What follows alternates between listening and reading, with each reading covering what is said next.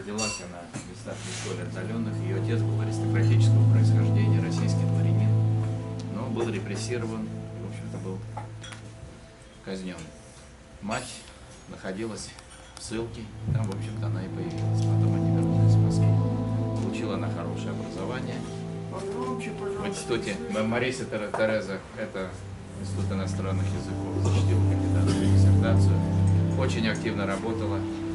Вышла замуж за господина Мухаммеда Аль-Рошта, который является сирийским гражданином, который обучался в Москве. Это в автодорожном институте, да? И затем она уехала с ним в Сирию, где, в общем-то, она уже познала ислам и стала ярым поборником ислама, перевела ислам, очень, так сказать, своеобразно, и это многие отмечают, которые, то есть, книга выдержала 4 издания. Она 16. Очень, даже 16 в России. Ну и потом она очень активно работала и пропагандировала идеи ислама, и пропагандировала не так фанатично, как это происходит в мире, как пытаются ислам, в общем-то, унизить, что это религия диких людей, религия варваров, агрессоров. Она показала, что это действительно великая религия, древняя, демократичная, но и так действительно. В исламе все люди являются людьми, равными, независимо от вероисповедования. Валерия Порохова была членом многих академий, много выступала и за рубежом, и в России за объединение людей ислама. Она пыталась показать, что ислам — это вот религия, которая объединяет людей, а не разъединяет. Она выступала и на европейских форумах, и здесь, в России. Ее очень хорошо знают во многих местах. И она была академиком Российской академии естественных наук, Академии информатизации, и еще там, по-моему, 2 академий. Она была награждена нашей академией в 2004 году, если не ошибаюсь. Как раз я присутствую на этой церемонии. И я хотел бы передать самые добрые слова от президента Российской академии естественных наук, доктора технических наук, профессора Кузнецова и главного ученого секретаря, первого вице-президента Владимира Иваницкой, потому что мы ее прекрасно помним. Они просили передать самые добрые пожелания вам, чтобы вы хранили память. И вот как мы здесь все собрались, я не буду говорить по-татарски, потому что мы представители всех национальностей. Здесь есть татары, здесь есть русские, здесь есть дагестанцы, аварцы, здесь есть ингуши, здесь есть азербайджанцы, армяне, ну много, может быть, я кого-то забыл, в общем-то, мы все. Ну, арабы я сказал, сирийцы, да. Да. И поэтому здесь именно это и показывает все то, что к чему она стремилась. У нее много последователей, много продолжателей ее дела. Хотел бы передать также добрые пожелания от Российского дворянского собрания. Я как раз являюсь членом РДС. Валерия Порохова была российской дворянкой. Она была аристократкой до мозга костей. Она была человеком элегантным, красивым. У нее были хорошие манеры. Она умела со всеми разговаривать на том языке, который требуется. Находила подход к каждому.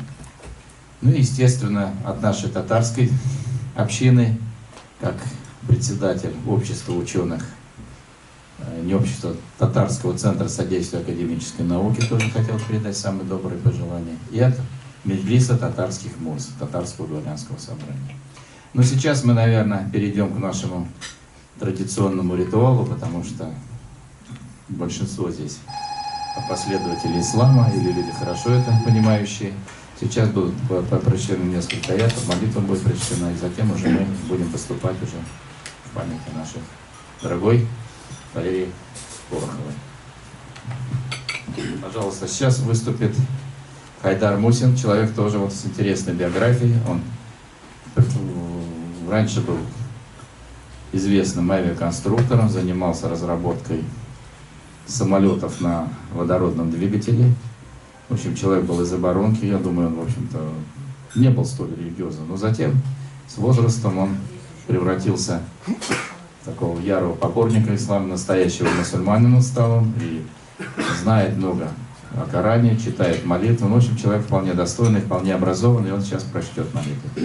Алхамдулиллахи Раббил Аламин, Ар-Рахманир Рахим, Малики Яумиддин, Ияка нa'буду ва ияка настa'ин, اهدنا الصراط المستقيم صراط الذين أنعمت عليهم غير المغضوب عليهم ولا الضالين آمين.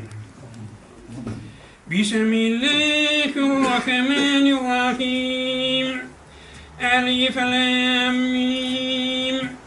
ذلك الكتاب لا ريب فيه هدى للمتقين الذين يؤمنون بالغيب ويقيمون الصلاة ومما رزقناهم ينفقون والذين يؤمنون بما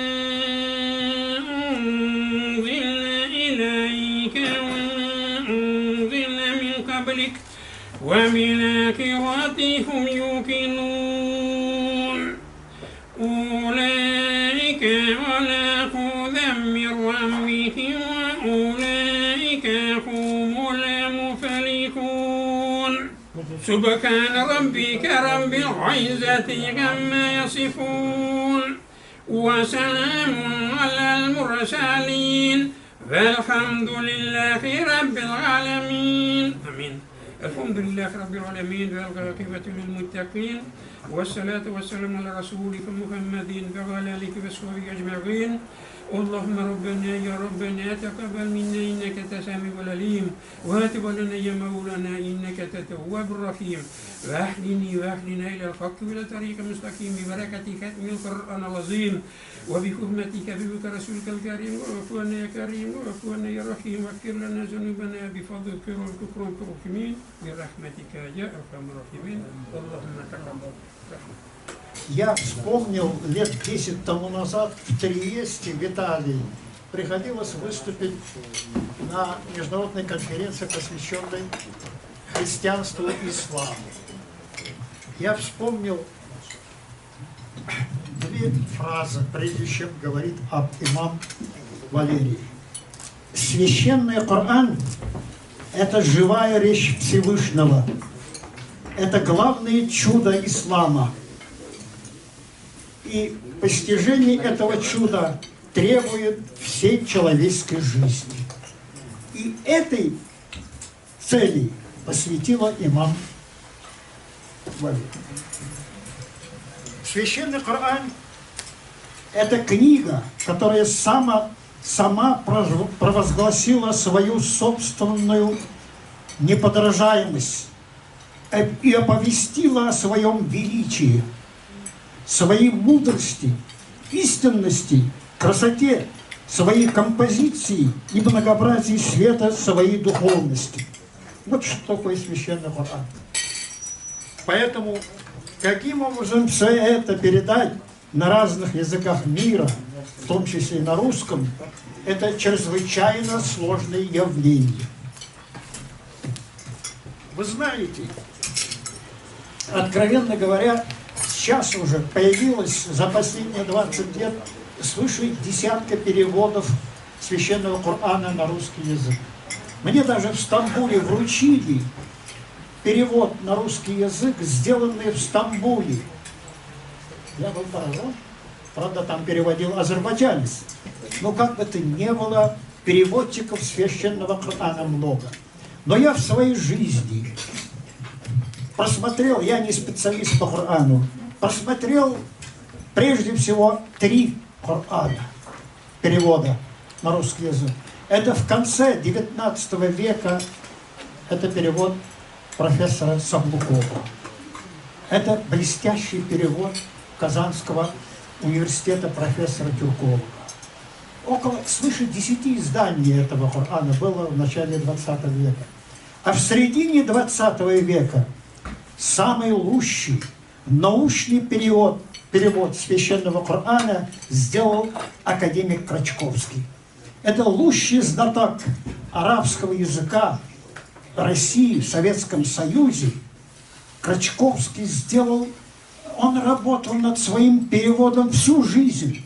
Блестящий знаток арабского языка. Он знал средневековый арабский язык, на котором звучит священный Коран.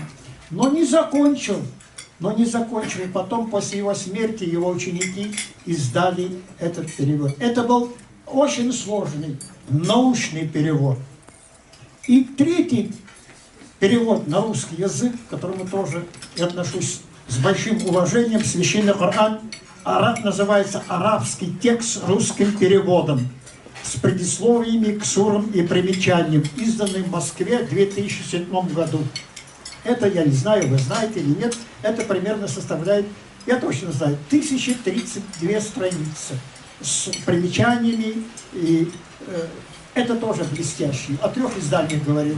А сейчас я хочу сказать, имам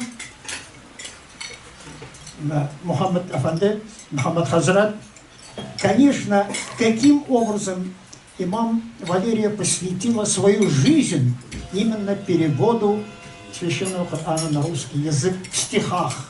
Это редчайшее явление. Если говорить правду, то священный Коран – это само по себе поэзия. Я прошу извинить, может быть, я не прав. Это поэтическое творение Мухаммада алейхиссаляма. Прежде всего. Второе. Священный Коран, мы слушали имама сейчас только что. Священный Коран имеет свой напев, музыкальность. Его поэтичность Корана мы до конца не понимаем. Вот имам Валерия это понимал. И она посвятила всю свою жизнь именно поэтическому переводу священного Корана. И этим она дорога нам. Я думаю, я еще скажу, может быть, я занимаю ваше много времени, еще скажу, как это трудно было издать. Об этом знает Джанаб Мухаммад, больше никто. Я почему? Для того, чтобы утвердить любой перевод священного Корана, любое издание, это надо поехать в Каир. И там в университете Аль-Азхар специально есть комиссия, которая утверждает, для того, чтобы показать, правильно ли сделан по всем правилам, мотивам священный Коран, перевод на русский язык, ее надо там с русского на арабский заново переводить, правильно сделано ли. Вот этим делом, я думаю, больше всего занимался Джанаб Мухаммад. И его заслуга именно в том, что, собственно говоря, если быть откровенными, этот перевод сделано, то есть ей надо было знать блестящую поэзию русскую и поэзию арабскую, то есть поэзию Корана. Только тогда можно было поэтически перевести этот Коран. Я думаю, поэтому, я убежден, это труд двоих. И имама и Мухаммада. Я хотел именно подчеркнуть этот момент. Спасибо вам за такое прекрасное творение. Спасибо. Этот текст, я его не просто читала, я его проживала, он формировал меня, он создавал меня. И, конечно же, всегда само божественное слово было для меня неотделимо от личности переводчика, от того имени, которое золотым тиснением было написано на обложке.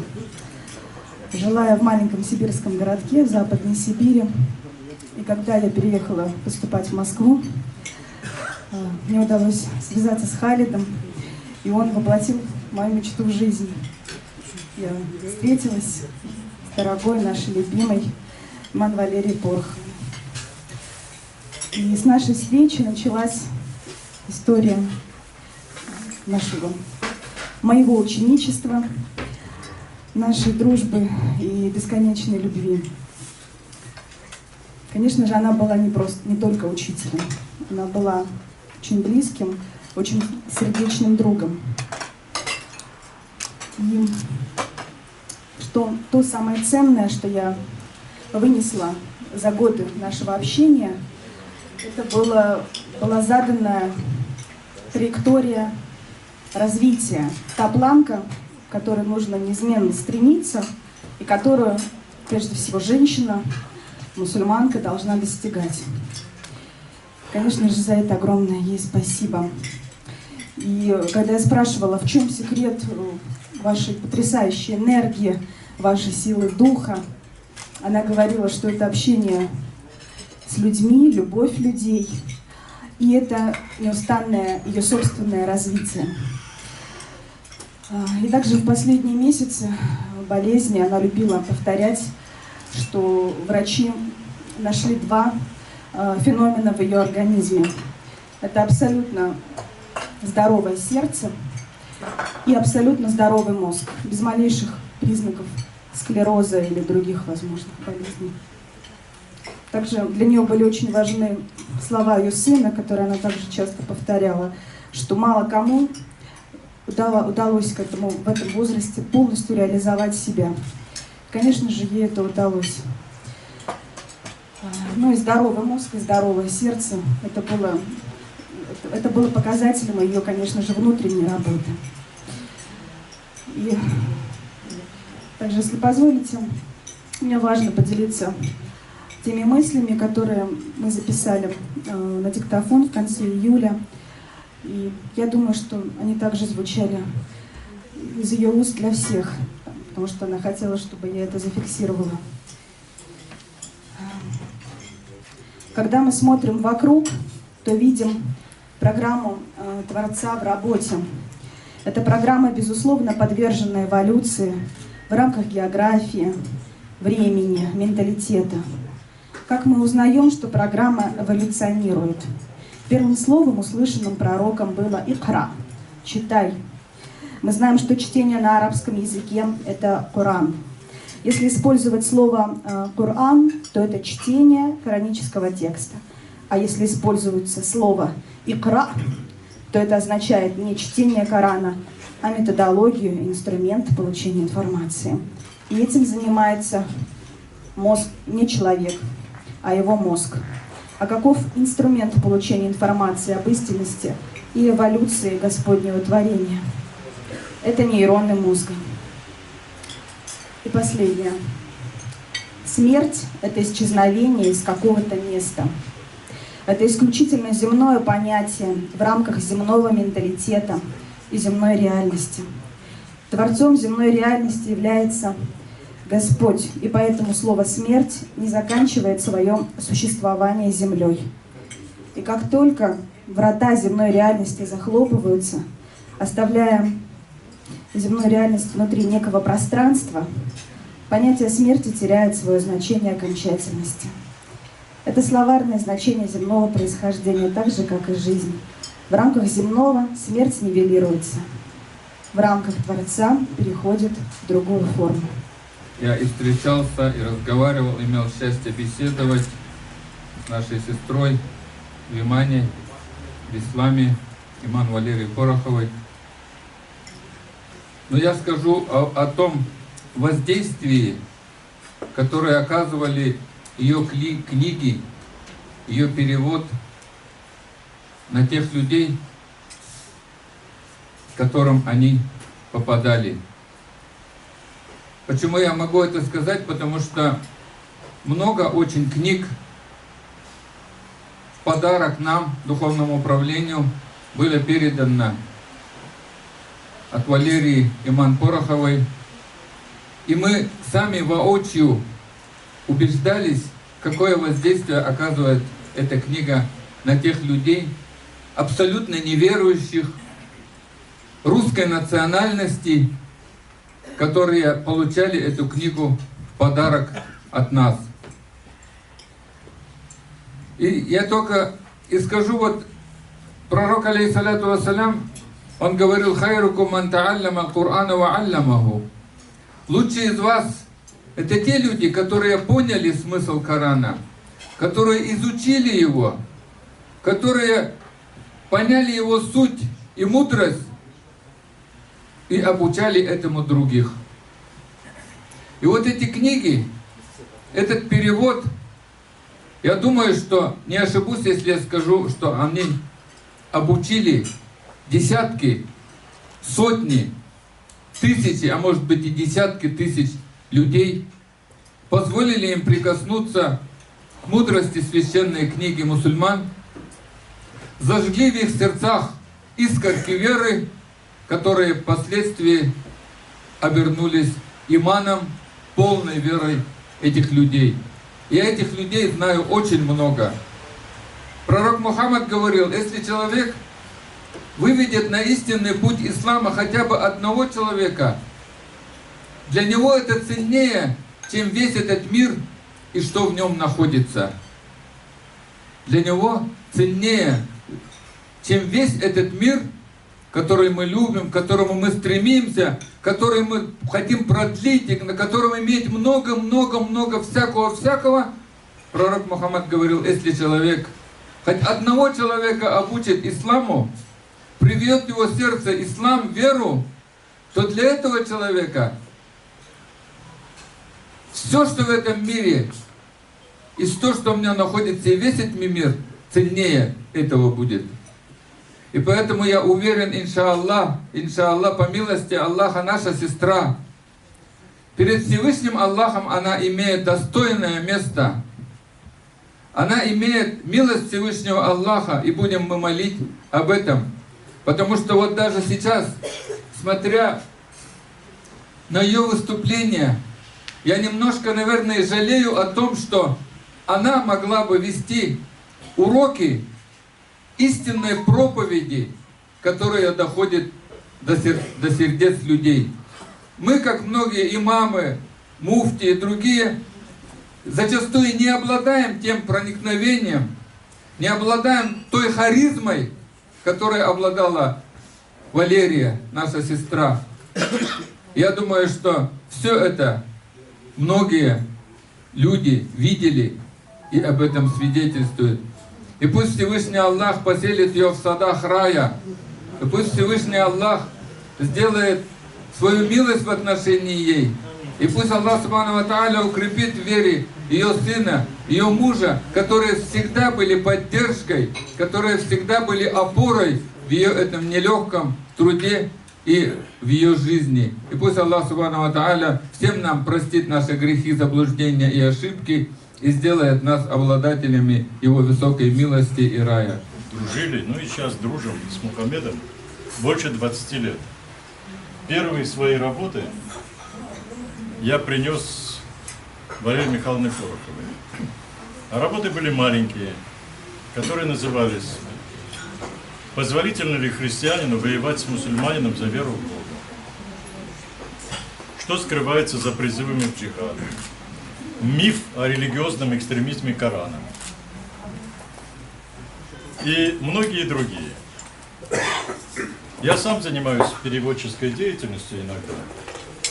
И все больше убеждаюсь в том, что в лице Валерии Михайловны мы потеряли не только великого переводчика, но и пророчицу. И вот Иман Пороховой удалось это не просто перевести, а донести глубочайшие оттенки великолепным русским языком. Великолепным, которые сразу ложатся. Ведь мы действительно представители разных этносов, объединенные русским языком. И для некоторых из нас русский язык является родным языком.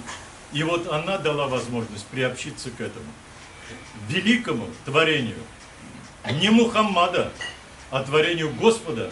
Потому что Мухаммад говорил: я не обученный и не образованный. Это не я, это свыше. И вот не дадут мне сказать неправду те, которые великолепно знают историю возникновения, когда он к Хадидже обращался и говорил: я, говорит, не знаю, на меня не сходит, что мне делать, я весь терзаюсь в муках. Она наняла писарей, которые записывали, сам он не мог ни читать и не писать. И когда мне говорят, ну как же так, это же творение человека. Ничего подобного. Моисей был косноязычным и заикой.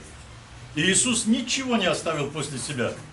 А Мухаммад передавал: вот вам то, что было дано мне свыше.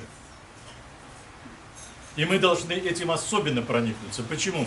Потому что действительно миролюбие Корана является мировоззренческой основой того. И благодаря Пороховой мы узнали это. Я лично узнал, что вот, да, Коран действительно самая миролюбивая религия. И должны гордиться этим. Это был светлый человек, много знающий. И в частности, я могу сказать, что в своей жизни я лично связан тем, что после общения с ней я постоянно читаю Коран. Утром и вечером. Это ее заслуги. Утром и вечером. Прошу Аллаха смилостивиться и к ней, и к своей семье. Часто после Корана, после молитвы я даю ответ на то, что она мне вселила. И у меня находится настольная книга, ее смысл перевода. Я каждый день читаю это. Это уже большое дело. Большое дело. И после знакомства с ней я посетил Мекку. Стал хаджем. Это вот такие вот ее заслуги. Вот. Поэтому я хочу всех призвать помнить ее. Всегда уважать ее наследие. Вот этот смысл Корана, который она перевела, это, конечно, должно быть, мне кажется, наставление молодым, кто вслед за нами идет. Он должен эти смыслы Корана почитать, понять. А если не поймет, то нужно обращаться к тем учителям, которые понимают лучше. Вот блестящее выступление, вот товарищи, которые передо мной выступили. Много поучительного. Много поучительного. Каждый из нас должен учиться. Вся жизнь наша учеба. И вот такие люди, которых мы знаем, для которых мы сегодня собрались, они много нашей жизни делают. Спасибо всем вам, которые постили ее память. И дай Аллах вам всем здоровья, счастья и всего наилучшего. Когда мы обсуждали, как провести День памяти, как-то уже вот мы настояли и нам пошли навстречу именно здесь, да? Хотя, может быть, в каком-то большом зале, может быть, более было бы так просторно, так все это дело. Почему здесь именно? Потому что последнее публичное выступление было именно здесь, 19 января. И после этого уже она вот приболела немного, после этого она уже не выступала. Поэтому вот она, значит, у нас было общее 4 встречи, значит, с Мухаммедом было больше. И вот поэтому мы решили уже вот именно здесь все это провести, значит, встретиться. У нас задача какая? Задача штаба татар – это идеологическое воспитание, сохранение татарского языка, татарской культуры, татарского фольклора, да, все вместе в большом городе. Но мы не видим, мы видим обязательное сохранение, значит, идеологического воспитания татар молодежи без ислама. Поэтому мы проводим вот акции «Первый намаз». И вот именно, значит, именно то, что вот вам огромное спасибо, что вы приходили неоднократно здесь, общались с нашей молодежью. И вот хотелось бы вас попросить, конечно, чтобы эти встречи у нас остались, так сказать, да, особенно вот перед ифтаром, вы вот объясняли суть, смысл ифтара, да, значит, вот это все хотелось бы, чтобы так эти встречи у нас также продолжились, да, в будущем, вот.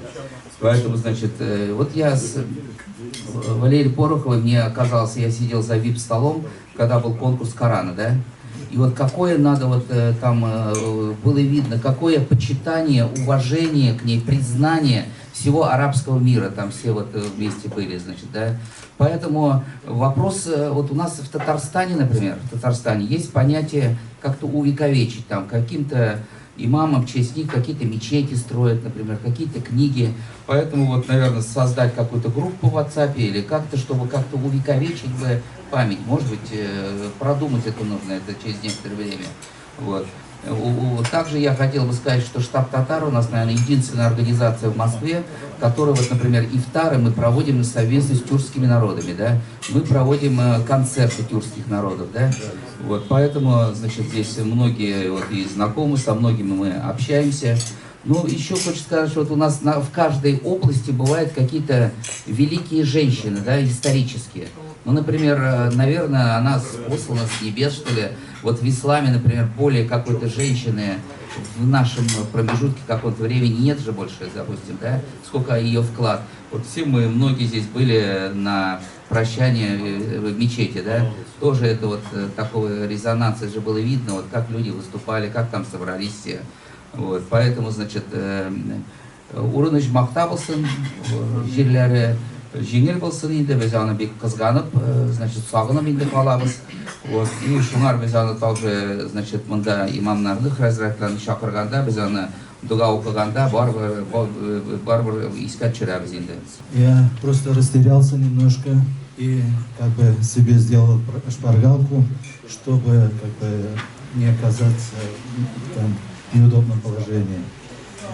В общем, я очень много услышал здесь красивых, хороших слов. Действительно, это наша уважаемая имам Валерия Порохова приходила к нам в историческую мечеть и вела лекции. В общем, неоднократно. Точно не могу сказать, но я сам присутствовал в 2 лекциях.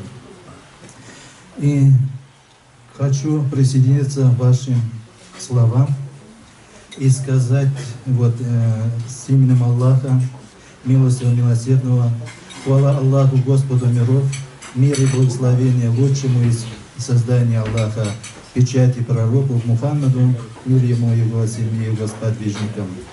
В общем, вот я как от имени имамов исторической мечети, администрации и прихожан также, которые знают нашего брата и нашу сестру, исторической мечети города Москвы, выражаю, в общем, вам, доктор Мухаммад Саид Аль-Рош, искреннее соболезнование в связи с кончиной вашей супруги. Имам Валерия Порохова внесла неоценимый вклад в развитие ислама в России. И также я хочу сделать дуа за нее, чтобы Всевышний Аллах, попросить Всевышнего Аллаха, если наша умершая сестра имам Валерия была благочестива, то приумножил свою милость к ней. Если у нее были недостойные поступки, простил ее, проявил к ней свою милость, и чтобы Аллах принял ее достойной, смиренной и осчастливил ее раем за те труды, которые она на этой земле сделала. Не только переводя один карат, еще есть у нас хадисы, которые были переведены, и пока еще про хадисы еще никто не сказал. И мы также скорбим вместе с вами наш дорогой брат Мухаммад Рош. Ассаламу алейкум ва рахматуллахи ва баракатух. Я на первой презентации книги была, и тут, как я к ним привязалась, я так не отстала от них, пока я не добилась, чтобы они приехали в Волгоград. Ехали мы за Волгу, пригласили их опять в гости. Там мечеть только открылась, ну такой домик. И вдруг Валерия Порохова застряла в грязи, потеряла туфель. Представляете, мы трое еле-еле вытащили с глины ее туфель. Вот с этих пор, кто ее пригласил, он был такой неверующий, такой был, ну, пьяница, все. Так он, вы знаете, он даже жену нашел русскую, она тоже ислам приняла. Вот, это Халим был звать. Вот. Теперь, так я часто посещала ее, потому что она очень меня любила, мои блюда любила.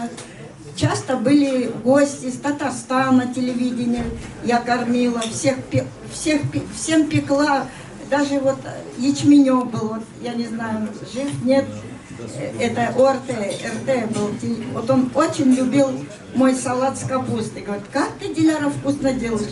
А я говорю, с пузой. А как это с пузой? Ну, говорю, ну, с пузой режешь, она мелкая там, вот. Теперь, так я часто у них ночевала. Однажды Мухаммад Аль-Рош уехал за границу, и осталась с ней это. Она переводила хадисы. И вот я в дальней комнате лежала, она все переводит, ляжет, уснет.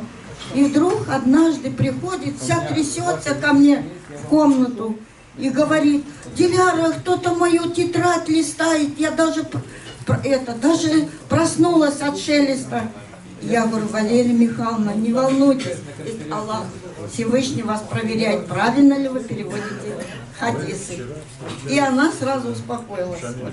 Я очень благодарна Халиду и Аль-Рошта Мухаммеду за такую поддержку, как они последние дни за ней ухаживали.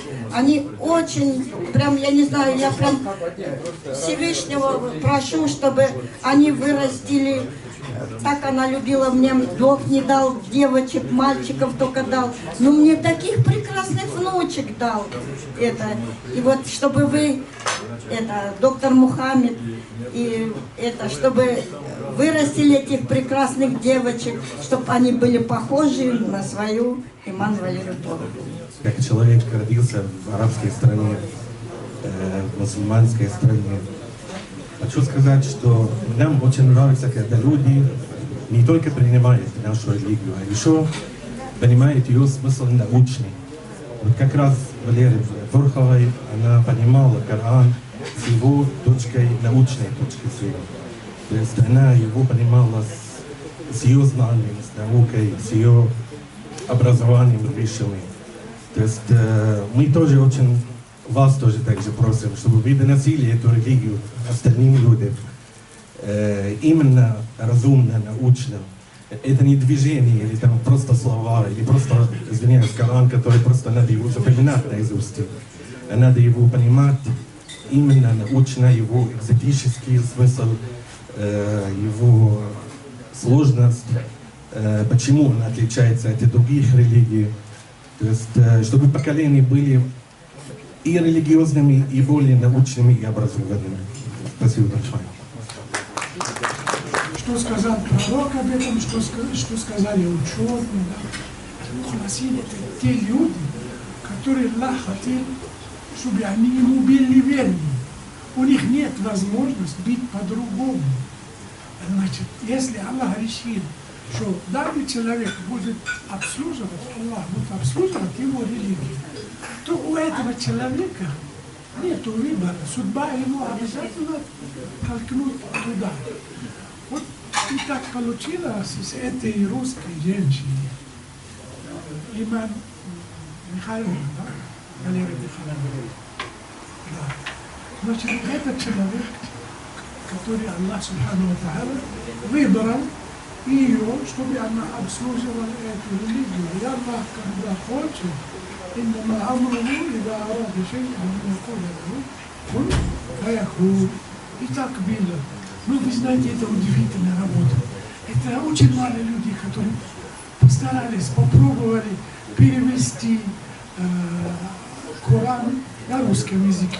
Это совсем разные языки, и структура грамматики, и вообще иногда некоторые прилагательные из арабского языка.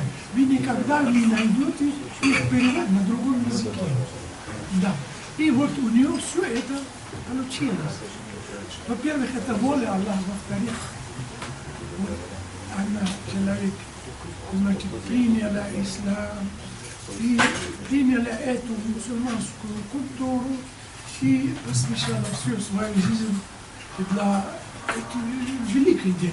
Вы знаете, это очень великое дело. И надеемся, иншаллах, вы все будете молиться для него прощения. Аллах, иншаллах, примет ее амель, ее дела. И, иншаллах, она да будет в рае вместе с пророками, والشهداء والصديقين وحسن أولئك رفيقا. Иншаллах, пока доктор Мухаммад, он еще жив и здоров, но вы знаете, это большое дело. Значит, кто-то даже продолжает это дело.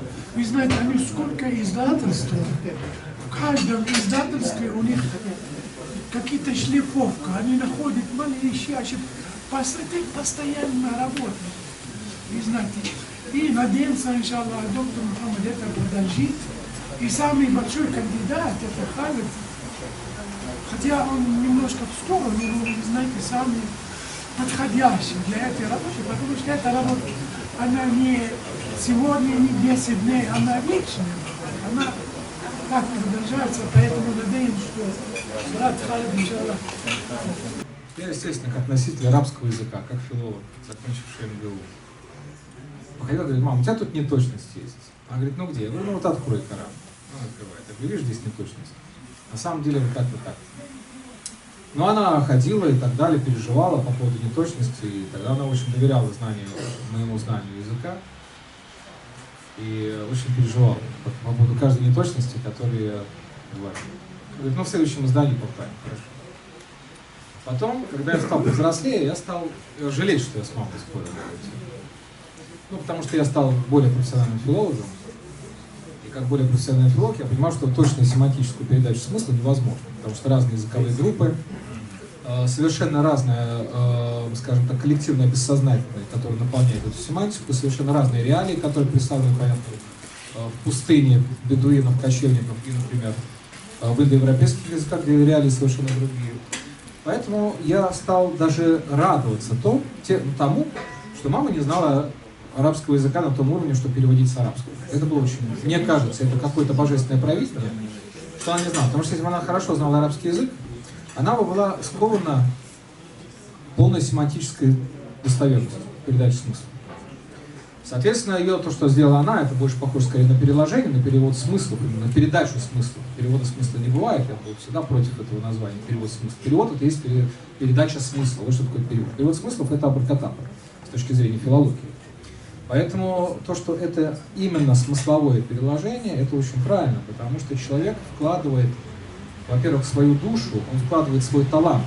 Он может полностью распорядиться своим филологическим талантом, чтобы отразить дух текста. Не буквальную передачу смысла, которая, если перевести, особенно если придерживаться той же синтаксической конструкции, то это на русском языке будет звучать, простите, как Крачковский, который делал для себя подстрочника, который фактически не передал ничего, что касается арабского смыслового наполнения Корана. Второй очень важный момент, что Коран, естественно, как стилистически достаточно разная, разношерстная структура, учитывая, что мекканские аяты, они в одной стилистике, мединские аяты, они в другой стилистике. Мама немножко унифицировала стиль, понятно, потому что это один человек, естественно, передает то, что он видит. Соответственно, есть тексты более жесткие, есть тексты более мягкие, понятно, это в любом религиозном тексте есть. Она вложила всю доброту, она была очень добрым человеком. Все люди, которые я знаю, отлично не знают. Она даже там, где есть такая немножко бедуинская, такая, да, немножко жесткость, она смягчала это, чтобы это было приемлемо русскому получателю этого текста. Это же огромное такое провидение во многом божественное, чтобы этот текст зазвучал на русском языке.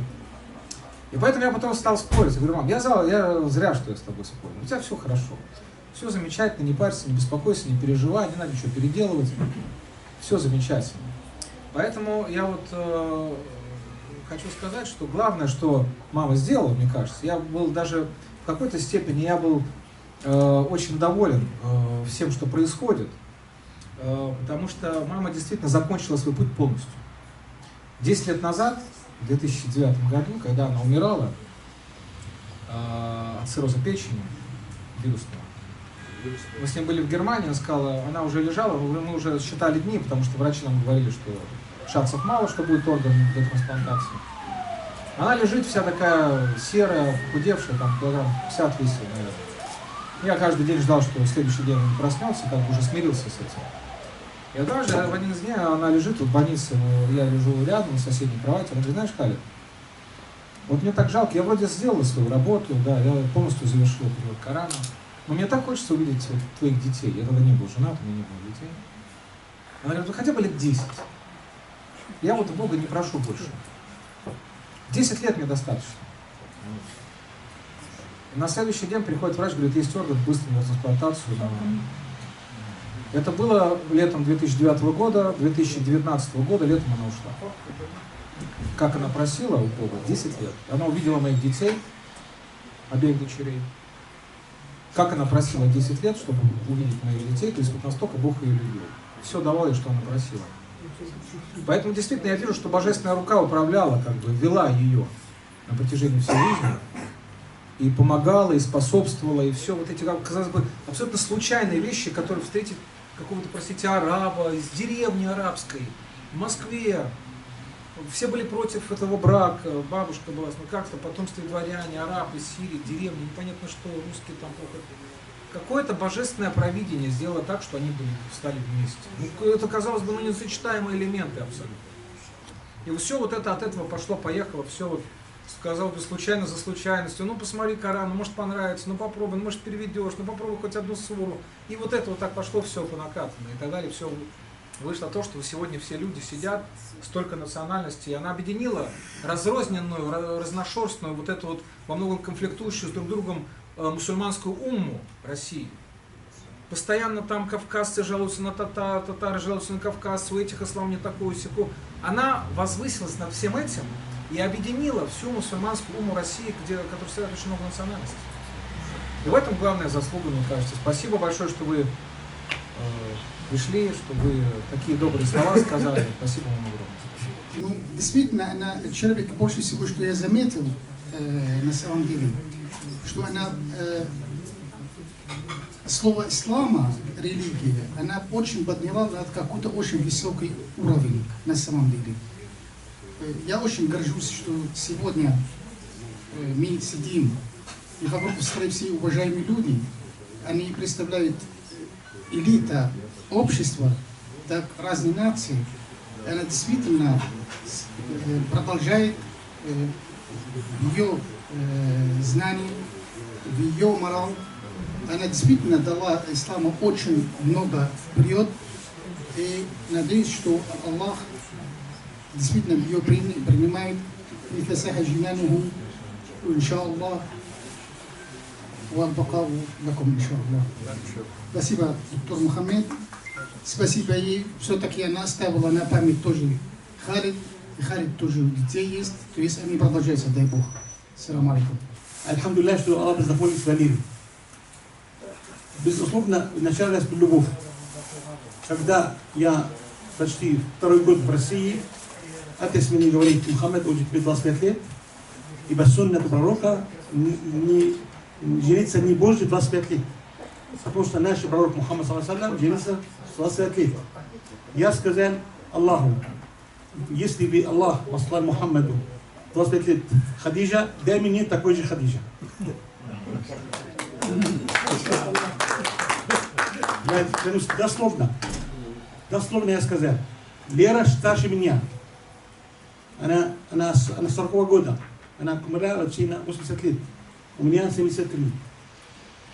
И я молился и сказал: Аллахумма, Раббана хаб лана мин азваджина ва зурриятина куррата а'юн вадж'ална лилмуттақина имама. Дари нам, чтобы мы были у нас жены, радость для нас, и для нас имам для людей. И вдруг свет, я кончил саламу алейкум, и слушает дверь. Я был, конечно, студентом, я не мог жить в общежитии, потому что я покупаю у нас сыр и масло. Мой друг из Украины кушает, говорит: кушай сало. Зачем ты растешь?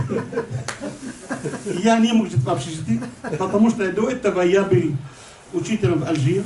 В Алжире у меня была машина, у меня была квартира. Я встречался с Абу Мадьяном. Я был лучший учитель арабского языка в Алжире. Наверное, наш уважаемый и дорогой друг Шерхулла знает. И поэтому я не мог жить в общежитии. Я снимал квартиру. Это декан по работе меня уважала и разрешила мне. И дверь случается, и выходят две девушки. Одна Наташа, которая была влюблена в меня, и я ее ненавидел, потому что не мой тип и не люблю. Но она говорит: так хочу на этого жениться. А Наташа была подруга Леры. И попросила: иди посмотри, хочу жениться на этого человека, на этого молодого араба. Когда вошла Валерия, я думал: это, наверное, Аллах послал меня. Потому что точно я не знаю. Начали с ней спорить. Был случай, когда палестинцы напали на спортивной команде в Мюнхене. Я был за палестинцев. Она начала мягко, культурно, как последовательно объяснить мне, что у меня действительно очень все моя знание изменило полностью. Я согласен с ним, потому что так дословно, так, например, логично, доходчиво мне объяснили. Я всегда, я упрям иногда, знаете, Харид, например, иногда. Я иногда за свою точку зрения, иногда не прав, иногда хотел отступать. А тогда я так очень так согласен был. У него нет другого варианта, что не согласиться. Думаю, полностью. И после этого она начала хвалить русский язык. Русский самый лучший язык, русский язык самый богатый язык, русский язык лучший в мире, русский самый лучший. Я так начала хвалить язык, что я сказал, вот сейчас я могу тебе спорить. О чем? Я сказал, арабский язык лучше. Как арабский язык лучше? Ты что говоришь? Я сказал, вы если знали арабский язык, она знает несколько языков, конечно, безусловно, английский, русский, другие мои тоже знают немецкий язык и так далее. Семья культурная, все это. Я сказал, если ты любишь кого-нибудь, ты знаешь много языков, и хочешь послать им последнее письмо о любви, на каком языке ты пошлешь? На самом любимом я сказал, Аллах послал нам последнее писание на арабском языке, это Коран. Это Коран, что такое, я не знаю, вы арабы, евреи и так далее, не вижу вас, иначе ругать арабов. Я сказал, давайте подружим с вами, если подружим, если тогда покажу, что лучше, арабский язык или русский язык. И на следующей неделю встречаемся, на вторую неделю, третью неделю сказали, выходи мне замуж. Ну как быстро, ты что? Я сказал, это любовь с первого взгляда. Конечно, жили сначала, она говорит, ты студент, я познакомились с русской культурой. Мы вошли в всех музеев, всех театров. Большой театр для нас был как домой. Потому что вошел в посольство, взял письмо из посольства, хочу 3 билета, 4 билета, 2 билета, дали мне без очереди, без никаких. Все спектакли смотрели, все музеи смотрели. После этого я все. Я очень знаком со всей русской культурой. Не хочешь либо знакомиться с исламской культурой? Она говорит, попробуй. Я говорю, ну ради меня попробуй. Я мой муж, очень женатый. Она так немножко, когда у меня был брат в Алжир, это брат в Кувейт. Поехали к нему и плюс отсюда переводы Корана на русском, на английском, на немецком, на французском. И взял много книг от чудес в Коране. Тогда она познакомила, говорит, вы арабы, сволочи, вы арабы, если Бог вас не нужен, это мало. Какой скромище скрывать от людей. Это у вас мозг, это мозг мира, это у вас как каталог мира, вы должны каждый человек иметь. И дай Бог, что Аллах мне дает мне возможность переводить его. И так я была, алхамдулиллах. За месяц поняла, да? Она за месяц? Нет, 2-3 года вообще. 2-3 года. Но я хочу вам сказать некоторые случаи. Однажды звонила нам женщина, сказали, я редактор газеты «Известий». Женщина так двухметровая, она говорит, я не хочу к вам прийти, но меня заставили, что я должна идти взять интервью. Мне нужно 5, ну максимум 15 минут, 20 минут, ну больше часа, не больше. Ну, пожалуйста, вы хотите, пожалуйста. Она 4 часа пришла, осталась у нас 4 часа. И бабушка говорит, я спешу выходить, потому что не было мне. Если остался еще 5 минут, я должна говорить ислам. Потому что у меня все доказательства, что Бог есть один, ислам это один. Она написала это в известии, написала, вторая женщина, которая принимает религию мужа. Хадиджа приняла религию Мухаммад, и Лера приняла религию Мухаммад. Духовное управление было сначала очень против. Почему так говорите? Почему? Кто имеет право так говорить? Она говорит, ничего. Звонила, она говорит, почему вы выступаете? Это ничего подобного абсолютно. Не Мухаммад не говорит, что он пророк, и не он говорит, что Валера это Хадиджа. Просто случайно так получилось. Второй случай у нас, я помню, пришел, просил нам один очень важный человек из Казахстана. Он говорит, мой сын влюбился в русскую девушку. Я не хочу, не разрешаю ему жениться, если она не в ислам. И ислам не знает. И пошло вам, пожалуйста, попробуйте убедить ее в ислам. Она пришла, девушка красавица, как телезвезда, голая почти. Через больше часа говорит, дайте, пожалуйста, у вас есть полотенце закрыть ноги, у вас есть покрывало покрыть грудь и так далее. Она через почти час звонила в Казахстан, говорит, все, я принял ислам, и я хочу замуж за вашу сына. Много случаев такие были, тоже и наш брат тоже. знает, как мы и в Египте, и в Дубае, и так далее, ну, альхамдулилля, рабби алямин. А в Дамаск пришел человек нам, говорит, мне попросили посольство, чтобы искать вас, потому что мы были в Сирии тогда. Между прочим, перевод были в Сирии.